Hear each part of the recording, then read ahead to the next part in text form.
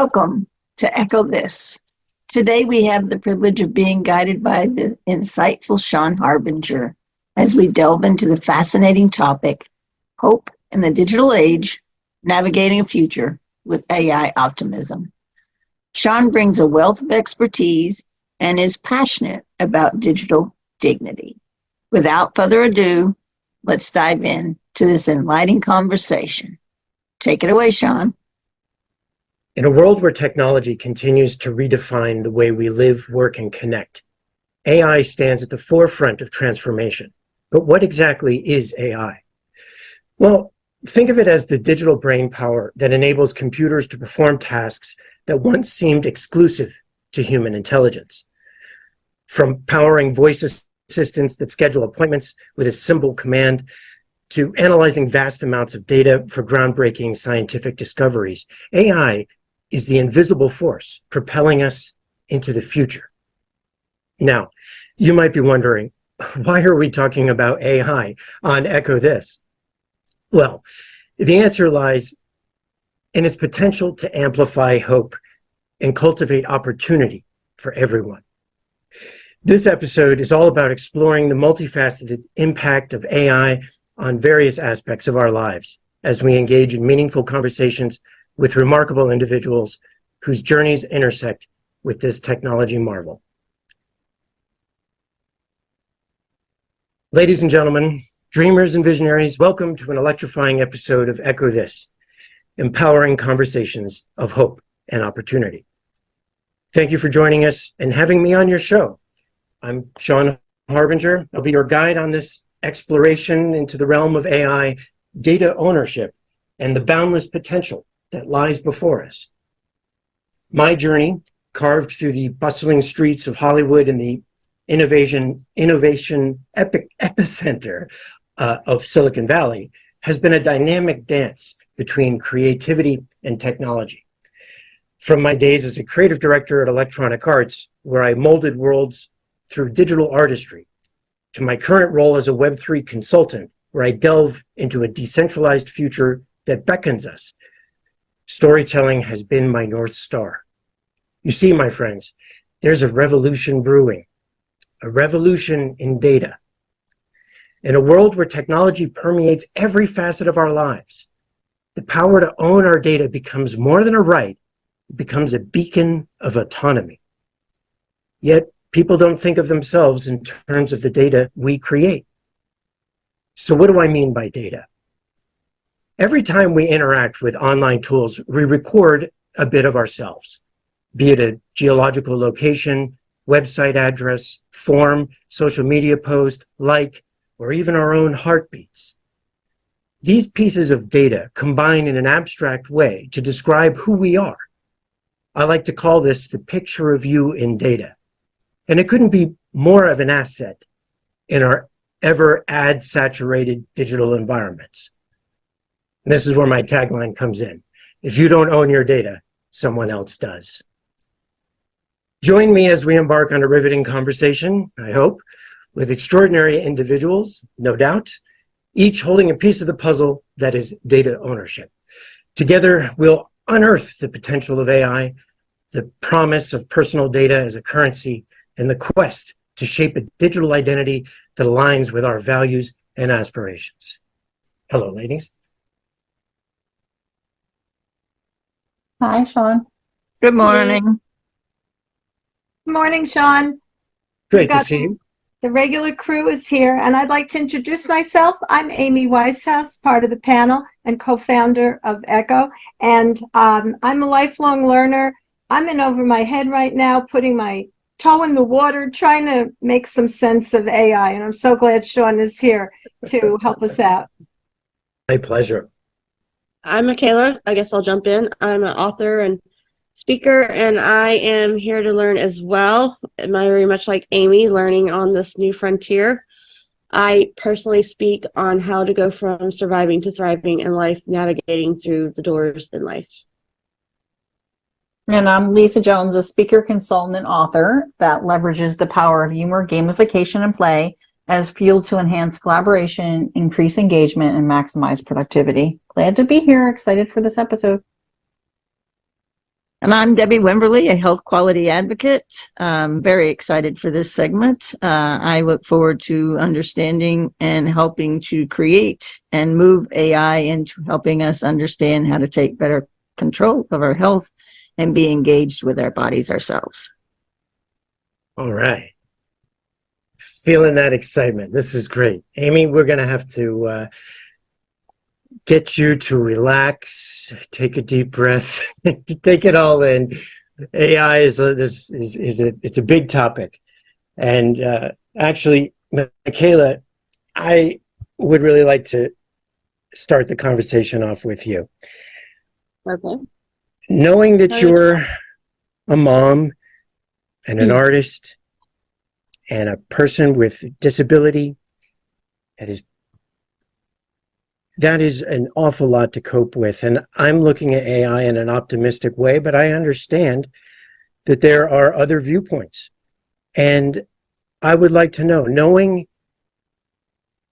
that there's a great potential on the horizon and not wanting to downplay it too much, what are your observations about how AI can be helpful in your life? And can you demonstrate a challenge that AI can help you with? That's a very good question. I think there's, just like in life, it's never just one thing, and there's usually multifaceted. It's just about anything we talk about. So from my perspective of the question you proposed, Sean, I see that there's a couple of parts to that. There is the disability aspect, which I can speak to. And then there's what I would do personally, and then there's probably what I would actually hold to the ethics, I can't say that word, the ethics of it, sorry y'all, or the morality piece of a philosophical and ideological debate we could have. I will take the approach from an artist standpoint and the disability first, and then see where we go from there. I'm a writer, as I said, so I could see the value for writers and anyone who needs to use something to help create copy or word. Now, me personally, just because the way my own brain processes things, I actually like to bang it out and do it as I go. So I like to sit and type and think through in my head, is that really what I want to say? So I choose to do it, I guess, what would be considered old school or old fashioned way as we jump into this very new exploration, like you said. From a visual impairment, as I've said before on the show, I'm legally blind. From the disabled standpoint, I could see if someone so chose in that community to use it, I could see a numerous value, especially I'm not as up to date and aware as these things as Sean is, but if there was ever an aspect of Audible where you could speak into it and do dictation, then you would have no visual work whatsoever. And it would really take the visual workload off of someone's plate who is visually impaired or legally blind or totally blind, and you're just speaking like we prefer to do. And but if you did have some form of sight and you were able to use it at all at this point before, whether there's diction or not, or any audible component, you're still minimizing, at least to a level of the visual work, because you're typing in, I gather, what is a prompt or a little bit of information, and then you get a lot back. So even if you are still visually having to type it in, you're lessening the work from the sense of you always having to do everything. So I could see the value in it if someone wanted to go down that road to help aid in doing work that has been previously more of a challenge due to visual limitations. And it probably would open up a huge wide range of opportunities for someone who has previously up until now struggled with that a great deal. I don't know if that makes sense or answers the question. Absolutely. It definitely will help ease the burden of many things from an economical point of view. So Amy, let's move on to, now that you've heard some hope about the easement that AI represents. In your experience, I want to adapt this into your talk about joy. In your experience, does memory affect your level of joy? and if so, would AI's ability to surface these memories boost positive experiences in a cool and interesting way, do you think? I so think, Sean, that this is an absolutely amazing new frontier where most definitely AI could assist in creating joy for countless people, especially people who might not be in a place or a physical ability in their lives, maybe older people, where they can't access the friends and family who've died before them, or because of limitations geographically, they can't travel. And this is what I'm thinking. What if we can, and you tell me if it's possible, what if we can put in a memory bank in AI where we input the most wonderful memories of our lives? Maybe it's something where it was one of the amazing first dates or early on in our courtship, and we were out dancing and there was jazz music in the background and we were frolicking in the rain, and it was this amazing moment in our lives. And what if we could recreate that scene and scenes like it in AI and have them return to us as stories of our lives and dwell in the joy of all those moments? I was actually talking about this with a friend, and we know several people who are very needle phobic and are really traumatized about having blood drawn or being on an IV. And we were thinking, what if we could create a scenario where that person had the most amazing experience, where it went so easily, and it was just, wow, there was no trauma, there was no fear about it. What if we could reinforce our fears and doubts and struggles with a memory of the past that would remind us of the joy that existed and how we can move on in our lives? And I really do think, some of us go to Hallmark movies or any movie where we imagine ourselves as the character, but there's still a barrier. That's not us. That's somebody totally different. What about if we made these little movies of joy, but we're the character, because AI is putting us in the role with our characteristics and our special memories, our special history? So does that sound far-fetched, or can I count on that in my old age? Oh, I want to commend you for that vision. Wow, that's beautiful, and absolutely, as AI evolves and the space becomes more permeated with, our daily lives with social media and whatnot, certainly moments like those can be reconstructed. So I think your idea represents where the technology is going. I think you have your finger on the pulse, and that does not surprise me. Well, thank you, because I'm getting excited thinking about, my sister is gone, my parents are gone. I'm kind of a survivor, and I'd love to re-experience and reimagine the joy of my own reels, those reels of my life, where I'm the character. And I'm just getting excited about it, because we never took those, that old time Super 8 movies. We weren't a big video family. We don't have a lot of videos of the past, but isn't it wonderful that I could be in control of creating them and putting in the input to give me back a beautiful, beautiful heritage of joy and legacy? Wonderful. Absolutely. Speaking of characters, we have to pay a special visit to Alice in Wonderland here. Debi, given your experience in alternate realms, in the endocannabinoid system, how might AI-powered personal medicine contribute to our overall health?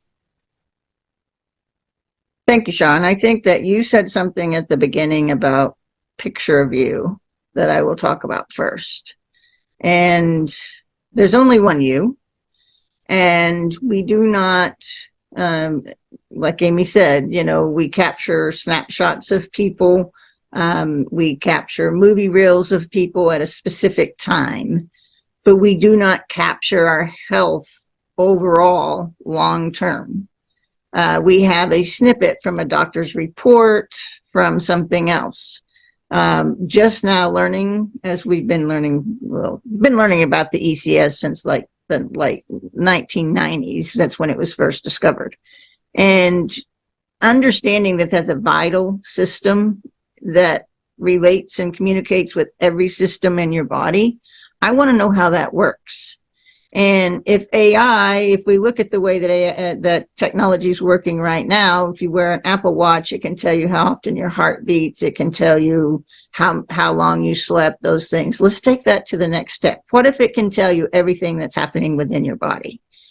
I think that is critical, because I want to know, like right now, I'm dealing with some serious health condition, don't know what it is. And there are signs that occur long before I get to the place where I am now. And if AI could help pinpoint those issues up front, we could maybe head it off, figure out what it is that's working with it and making that change so that we could address whatever it is. AI could actually help us pinpoint those things. And with the ECS, we only have so many receptors in our body at a specific time of day. I would like to know, is there a day that I'm more deficient than others and I need more? Whatever does it take to make that happen? These are things that are possible if we use AI for good. And, one of the things that I'll use as an example here, because Sean works in a realm of trying to move this forward and for us to move AI forward and talk about digital dignity and preserving your dignity. Just think about, I had knee surgery when I was 16. And at that time, they had to do the old type surgery where they slit your leg completely open, did it. I was in the hospital for 6 days. And then technology came around when I needed to have that kind of surgery again in 1985. And it was arthroscopic, because technology had advanced so much that they were able to make 2 little slits in my knee. I didn't even stay in the hospital overnight. I was at home. I was on crutches just like the first time. The repair still needed to happen. But I will take that surgery over the first surgery any day. And that's what technology can do. And if we can use it for good, it will bring us to a place where we can actually improve quality of health for individuals, no matter where you live, because you should have the data bank of your own health and what's happening inside of you. Wow. Beautiful. Absolutely. And I couldn't agree more. What if your data could be made available to a cutting edge research facility that could make, the antivirus or whatever, the cure? That is powerful. That is powerful. I think using AI for good is an important note here, and getting things well made and having that good energy is what I consider a key fundamental of fun. And there's no one funner here than Lisa Jones. So I would like to ask you, Lisa, as you're a gamification expert, how do you see AI integrated into the creative, immersive, and engaging experiences that encourage positive behaviors and habits? Yes. Well, great question, Sean. Picture this. AI is like your ultimate co-op buddy in the game of life. So if you think about it like that, that's a good starting place. But it's really the sidekick that knows your every move, the secret decoder that turns challenges into fun quests, and the high five buddy when you level up in real life skills. So for example, imagine your fitness journey. AI can be your personal fitness coach, but instead of a whistle, it's got motivational gifts and a celebratory dance move for you. It tracks your progress like a loyal sidekick, and when you hit your goals, it throws a virtual confetti party in your honor. Or another example would be, think about learning a new language. AI can turn learning a new language into an adventure for you. It gives you quests to complete, like ordering coffee in Spanish. Hola, that's about the only thing I can say in Spanish. Or negotiating a deal in French. Je m'appelle. That's how I would start my negotiation there. And again, 4 years of French probably can negotiate with my French book maybe. really, when you succeed, it rewards you with points, badges, and maybe even a digital trophy for showing off your language ninja skills. So think of all these possibilities. But if you think about the grand game of life, AI really is your trusty co-op partner. It can help make positive behaviors and habits, and it can make it fun, just like playing a video game. And with AI by your side, you can unlock achievements and conquer challenges, really like a superhero. So that is my answer to that question, Sean. Es muy bien. Bien sûr. That is, wow, leveraging the power of incentives to gamify life. Is there an end to that? Can you just do that forever? I think so. And as the capabilities become more and more, to me, the capabilities are endless. The possibilities, I should say, are endless of what you can do with it. So I'm excited to see the future. We have to work with it, though. I might need that AI to get to run a marathon level. I need those motivations and those celebrations for sure. All right. Well, now that we've had a round of conversation, I'd like to make another round and see what we've learned. See if there's any follow-ups, how we can look at AI in a positive way, acknowledging the risks and the difficulties and the legal challenges in some cases, but how we incorporate this into our lives to help us with the burden that we carry, as parents, as students, as professionals, juggling all of that. And so, Michaela, I guess I got to ask, have you been tempted to use AI? Nope. Nope. I'm being honest. I mean, it sounds like we're talking about all the possibilities are great, but like I said, I personally, and this, I get to the more philosophical, ideological morality and ethics for me. I'll do it myself. I trust my brain. I don't know. I think that's not to say that these questions won't be answered, and then some of us that are more on the not sure side won't come to some meeting of the minds at some point. But while there's a lot of ambiguity and unsure of how we're going to tackle all of these questions and potential obstacles of AI, of the legality and who owns what, and the protection of integrity, and like in the academia world of not having rampant plagiarism, and all the things that people are probably wondering about. Until that gets settled, I'm probably going to be watching and observing and reserving judgment. Are you watching the strikes in Hollywood? Yeah, I've heard about it, but I mean, like you said, I'm a mom and all the other things, so I'm pretty busy, so I don't get to stay on top of it as much as I'd like, honestly. But naturally, I'm aware. I think there would be issues with it coming because, like I said, our editors and other people who do the other parts of the writing process really going to have a job anymore at this point. And if they use it to an extent, at least to start maybe a storyboard or something, or the beginning stages of it, how are you going to protect what's their final product? Or are you just going to give it to the robots and artificial intelligence? I don't know. I'm not here to be a naysayer. It's just things that I would like to see answered. And I think because we're at the beginning of all of this and all learning together, there's questions to be answered, and got to see where it goes. Indeed. Yeah, we got to be patient. You raise great points. These are very valid arguments. I think they need to be asked, and time will tell. We simply don't have enough experience with it, and it has yet to impact many industries. Speaking of, Amy, I'm coming back to you with a news item. There's an AI that can reconstitute an image from your brain. It can reconstitute on a monitor an image that you're seeing. This brings up the idea of digitizing our memories to the next level. So I want to ask, in anticipation of AI perusing your memories, are you okay with that? I'm extremely open to that idea. I really love it because I mentioned before, not being in a highly technological childhood or even early adulthood, I don't have concrete movies or CDs of my past joys.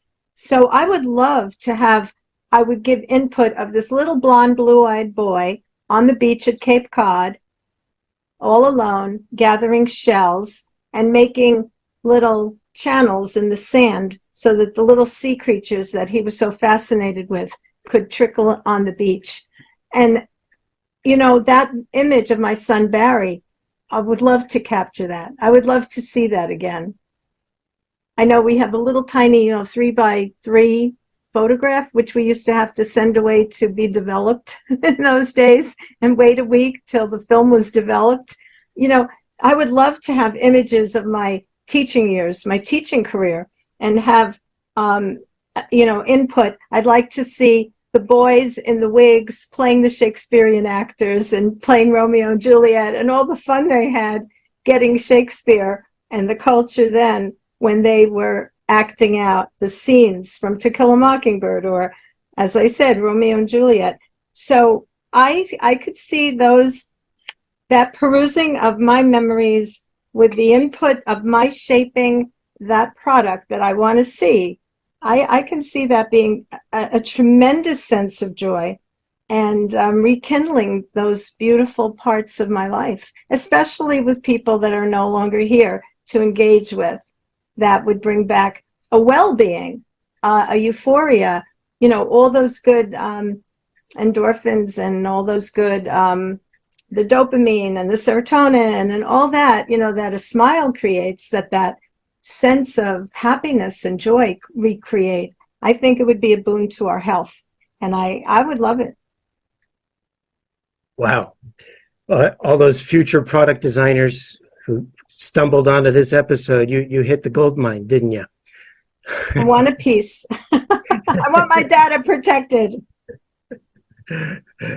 No, absolutely. That's a beautiful image. I guess there's the question that I kind of want to bat to Lisa or get Lisa's input in as well is when you add a positive feedback loop. In other words, when your memories can be perused and you're encouraging, you want to share those memories, you want to recreate those memories and you preserve them, of course.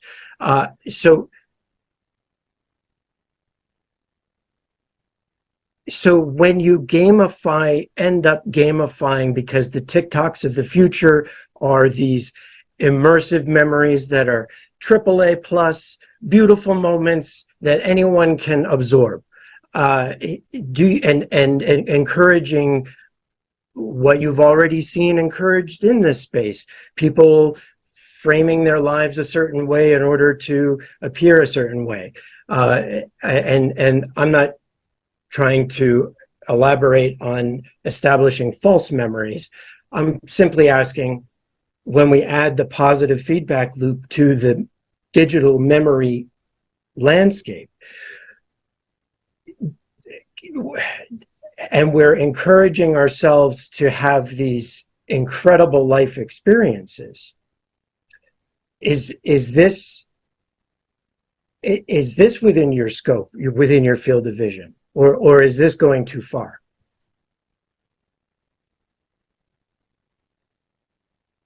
I don't think at this point it's going too far. I think there's a balance. I think it's all about balance. How can we balance it? Because it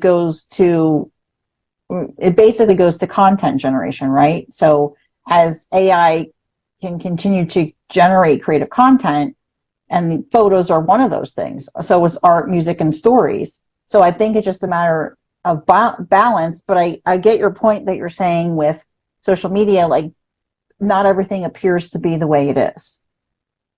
So I think it's just a matter of, I think we're going to still continue to see that. Like you'll go on social media and see like, oh, this person's life seems perfect. But then you talk to that person and they're like, no, that's just the photos. But really behind the scenes, like they're going through a divorce, for example. So I think there's a story behind, like kind of like Amy talks about sitting the person next to you.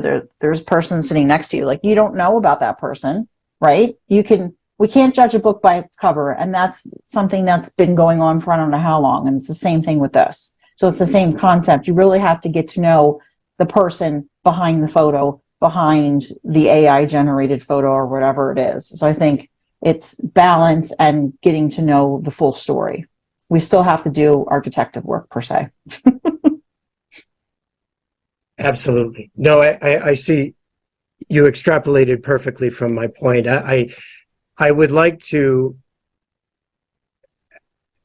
allow Amy to get some input in here as well, because I feel like when we're in this space of memory trading, right, we've made our memories e-commerceable.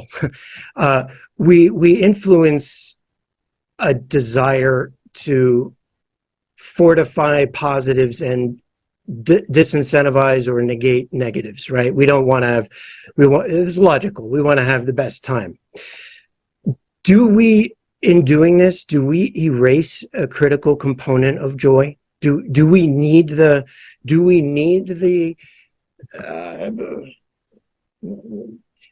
an environment for joy to evolve from or within?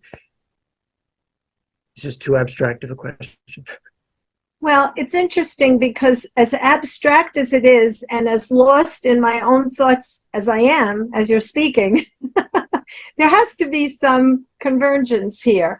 I want to go back to something Michaela said about how easy it would be if people who had visual impairments could rely on AI and speak into it. Wouldn't that be amazing?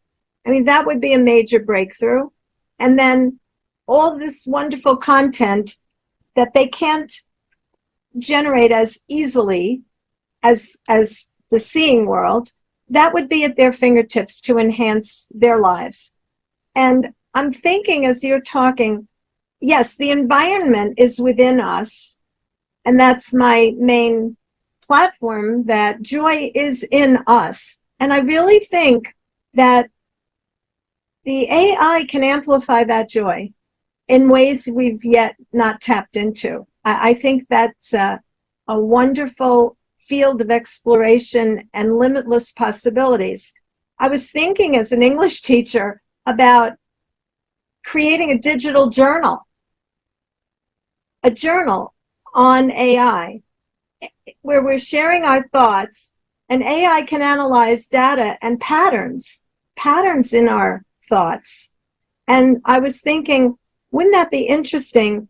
Because we could get back feedback, almost like Lisa said, our sidekick, almost like an alter ego or somebody who's taking the best of us and articulating it in ways that we feel, but we can't do it.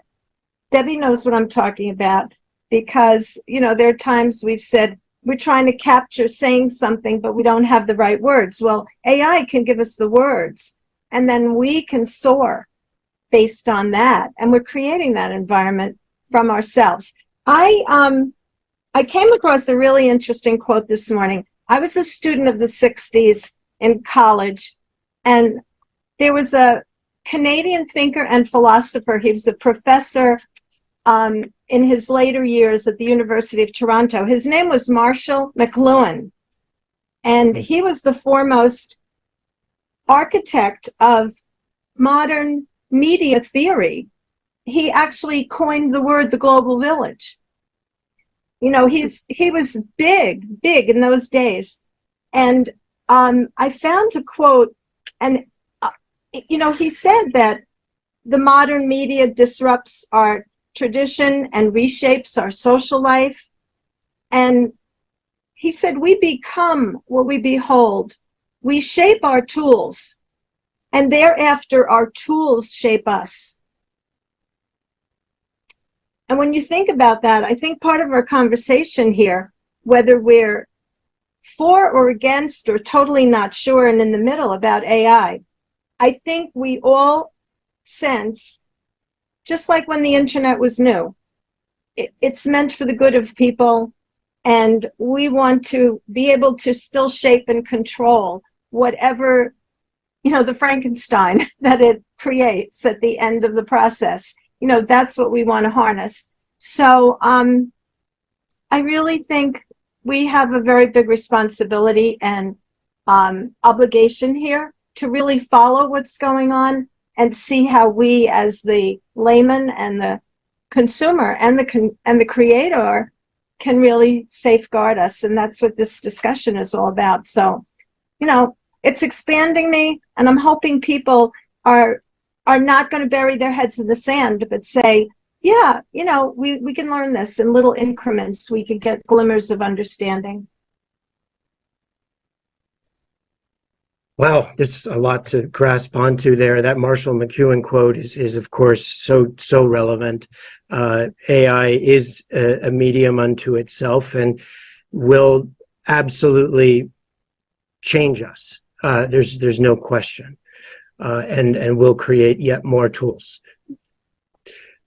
And with regard to safeguarding and our personal data, our medical histories, Debi, I'd like to ask you, what do you think are the next steps? Like, how do we get to the future from here? Thank you, Sean. First, I think we have to learn how to own our own selves. We need to learn how to be in charge for our own selves. I think that protecting my data and knowing that I have the ability to put it where I want it versus me giving it to some other data bank to hold and to store when it comes to my medical information, and then I don't have access to it when I need it, that's not helpful. I want to be able to collect a memory bank, as Amy says. One of the things that I look at is how in life, all of us sitting here have had major events that have happened in our life, and we remember those. But there's also a lot of little events that happen in our life, and I guarantee you the major ones, if I ask you to recall some tiny events that happened in your life, that could probably provide you with tools, access to help you move forward, don't exist and aren't as readily available in your mindset, because you're so focused on the big things, especially when you're talking about your health.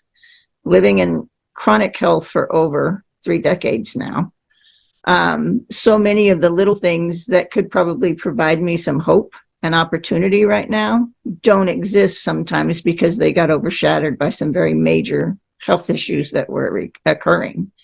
And I would love to have a bank that I could reflect on, not relying on someone else, not relying on somebody else's words, that I could see that I got to enjoy something. I got to be a part of something, because you get removed from that when you live in chronic health. And so advocating for your health, advocating for access to your information, advocating for as much information as you can get about your internal works. We spend so much time focused on how we look on the outside. What am I going to wear? What's my hair look like? What's my makeup? I'm very guilty of this myself, but I want to know what works inside, because that's what I'm an ecosystem, and I'm designed to take care of myself. But when something starts to falter, then it becomes out of balance, and I can't make that work. So my goal is that we start putting together the tools that we can actually start narrowing in and gathering that information for yourself individually. You get to decide where that goes. You don't give it to someone else to decide where it goes. That's such an important point. You're touching on an ownership problem that I take as a challenge to solve. How do we aggregate that data that can give us those granular insights, the smallest things? I hit my hand the other day. It would have been helpful to know what exactly I hit it on, although I think it was the edge of a door. And so I completely relate to this. Now I want to ask you, Debi, how would you expect to get someone to value this data? Well, I think first and foremost, you have to value it yourself. You have to understand the value of what you are. This is something I speak to everybody here knows. I speak about this a lot. You only get one life and you only get one health. So, you need to learn to protect that. That's something we're not taught. We're not taught from the time we're born to know how to protect your health. We're given some tools along the way, which is diet, exercise, surrounding yourself with like-minded people that encourage you, that kind of thing, good relationships. But we don't really look into and understand what it is to take care of yourself. And I think that first and foremost, you have to value your own self, and you have to value the data that you have. Once you can do that, then you can it'll be well documented, I hope. That's what my hope is. Doctors right now rely on a piece of paper of somebody that got an ultrasound and what it shows. So if we can actually show how all of this stuff came from your internal system registering, then they should be able to trust that as well. So it's, you've got to, but you have to have the ownership of it. You need to have the ownership of it because it's you. And we spend so much time trying to be like other people. Just embrace who you are. Embrace who you were designed to be. We're all unique and individual. And I want to own that. And I want everybody else to own that. That's why I advocate. I want you to understand the value of you. And when you have that information in your hand, I believe you will understand the value of you even more so than you do today. That's right, because you're taking care of yourself. You're using this data to inform your decisions. You're just living the best you. I feel like this is a good rejoiner for Michaela on an ethical, philosophical level. I would like your feedback as well on the importance of this data ownership concept. Well, I agree. I think that's going to be a huge piece of the puzzle. And I'd like to say two things that I think will tie into this. And the one I was thinking about when Amy was talking, for any one of you who are parents out there, remember the movie, I don't know if it was Disney or Pixar or whatever, who knows? I can't keep up with who makes them. Inside Out, and they were always talking about the core memories and going down all those different things to tap into. And so it made me think of those images from that movie when we're talking about creating a memory bank. I don't know if Lisa remembers it or not, or if she was having to watch it at that point when it was out, but I don't know, it was probably 5 years ago. But as far as the morality and the ethics, I think this really comes down to, or at least part of the piece of this puzzle is going to be, anything in life is about how we choose, what we choose to do with it, how we choose to manage it, how we choose to intentionally use something. I mean, you could make an argument from it's always been said that it's not the item or the entity itself, but it's how you use it, whether it be a gun, an internet. They probably were worried about it when the printing press came out all those centuries ago. I mean, a book is innocent enough in itself, but what you put in it or how you use it. I mean, we could say our smartphones are amazing things, but we worry about how much time we spend on social media or being too tied into our phones. So it's not the phone itself. It's not social media itself. It's how we intentionally choose to use it and to what degree in moderation and balance, and being good stewards of our own actions and how we choose to use whatever issue or item we're talking about, whether it be AI, whether it be, I don't know, spending too much time on a phone, or our kids on social media, or, screen time, or the type of music that we let our kids listen to, or video games are great, but you still have to be conscientious and mindful of whatever. There was this thing growing up that said whatever you put into your mind, garbage in, garbage out. So it was still that idea of choice and intentionality, and I don't think AI is going to be any different. And I think that's going to be a huge way and piece of how we learn to navigate this. We've given this new potential opportunity, or some people might view as an obstacle, but whichever way you view it, how we use it or how we're intentional and choose it is going to be a big game piece player in this, of how well it goes for all of us. I don't know if that makes sense or answer your question. I think that's going to be affected by the ethics and morality of it. Absolutely. There's so much to consider. Again, will permeate every area of our lives, from our memories to our health. And It'll help us in our daily tasks, bar none. We have no way to measure how this is going to benefit us entirely. But when it comes to intentionality, who wouldn't want to have the best time with it? So, when I say those words, I'm coming back to you, Lisa. I want to know, are we going to have fun? Michaela's bringing these heavy, very real points that are intimidating and make this subject feel cumbersome. Are we going to get through this? How are we going to gamify our AI experience? Well, I think we can pretty much gamify anything. So why should AI be different? AI can be tons of fun. Like I was talking about earlier, it's like having your digital playmate that can engage in all sorts of entertaining activities.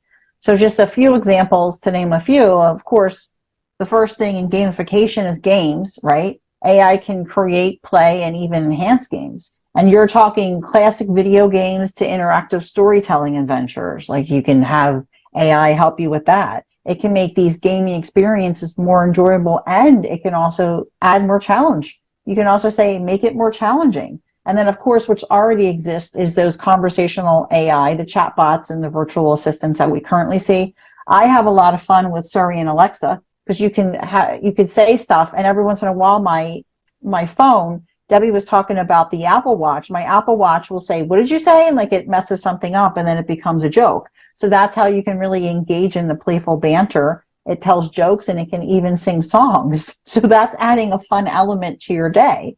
And then we already talked about content generation, but really the next thing I would mention would be personalization, because AI has the capability to tailor entertainment recommendations. So if you think about platforms like Netflix or Spotify, it already uses AI to suggest movies or music that you might enjoy based on your preferences, right? So you see all kinds of things populate and you're like, hey, well, how'd they know they like that?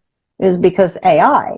And then, of course, we can't forget about education, because AI can make learning fun. And if it's not fun, it's not worth doing.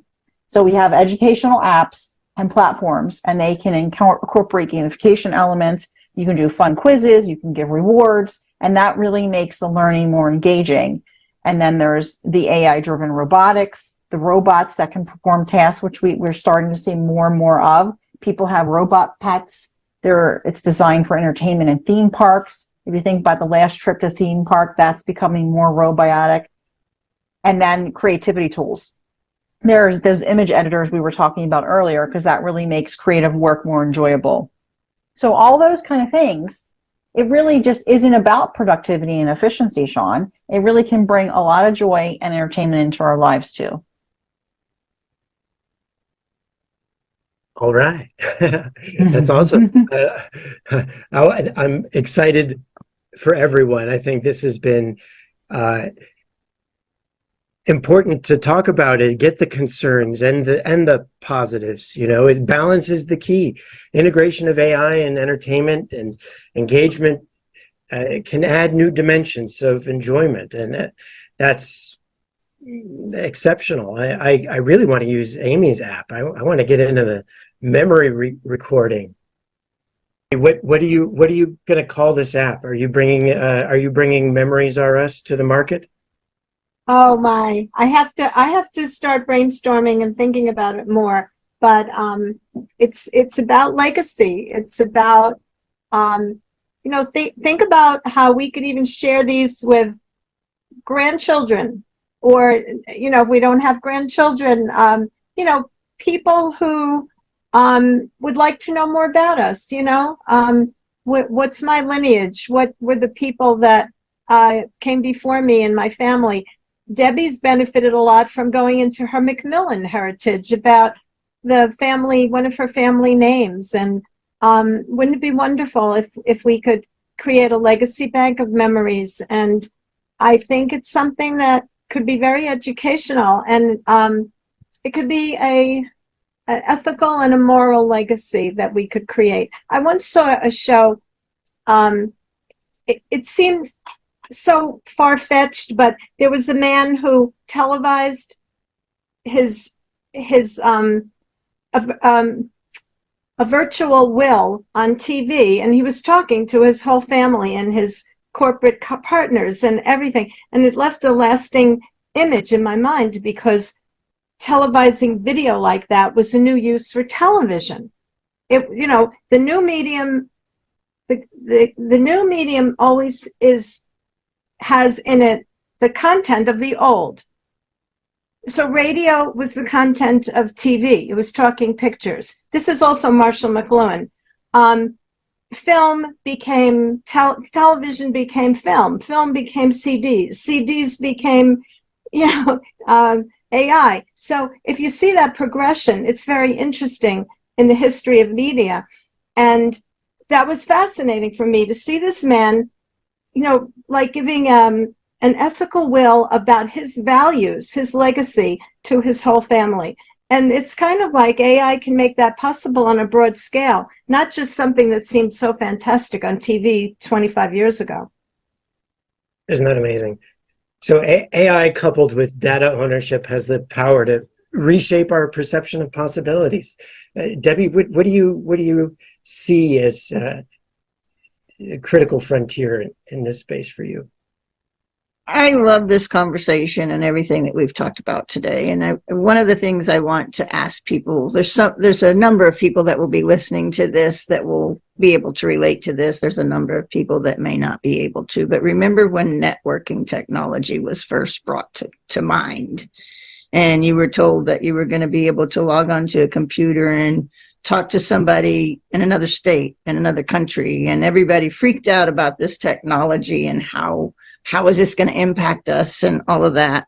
And now look what technology, from understanding the technology of networking, has done for us. It has opened up doors. Yes, there's some guidelines that need to be set around any technology that we create.